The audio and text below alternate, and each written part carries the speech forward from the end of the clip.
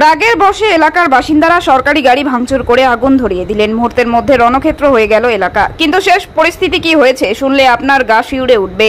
বেসরকারি সূত্রে জানা গিয়েছে তৈরি হয়েছে লম্বা তালিকা, আর সেই তালিকায় রয়েছে প্রচুর নাম।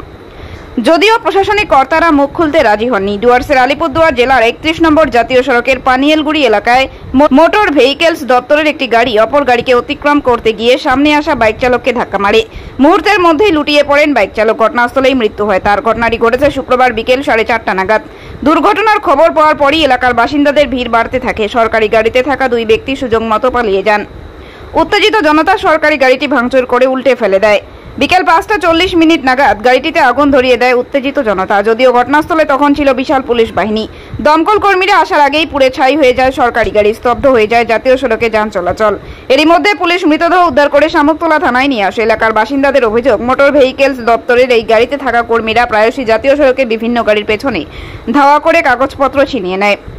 আর এরপরই হয় আসল গল্প। শনিবার বেলা 2টা নাগাদ মৃত বাইক চালক গোবিন্দ রাভার মৃতদেহ ময়না তদন্তে পাঠায় পুলিশ। তার পরিবারের পক্ষ থেকে সরকারি গাড়ির চালকের বিরুদ্ধে মামলা করা হয়। অপরদিকে পুলিশের পক্ষ থেকে আরেকটি মামলা শুরু হয় সরকারি গাড়ি পুড়িয়ে ফেলার জন্য। সরকারি গাড়ি কারা পুড়ল তাই নিয়ে শুরু হয়েছে তদন্ত পুলিশের। কিন্তু একটু বেসরকারি সূত্রে জানা গিয়েছে বেশ কিছু ব্যক্তির নাম পাওয়া গিয়েছে সরকারি গাড়ি পুড়িয়ে ফেলার জন্য। সেই তালিকাটাও কিন্তু নেহাত ছোট নয়, অনেকটাই বড়। তবে তালিকাতে কার কার নাম আছে তার জানা যাবে পুলিশ গ্রেপ্তার করার পরই।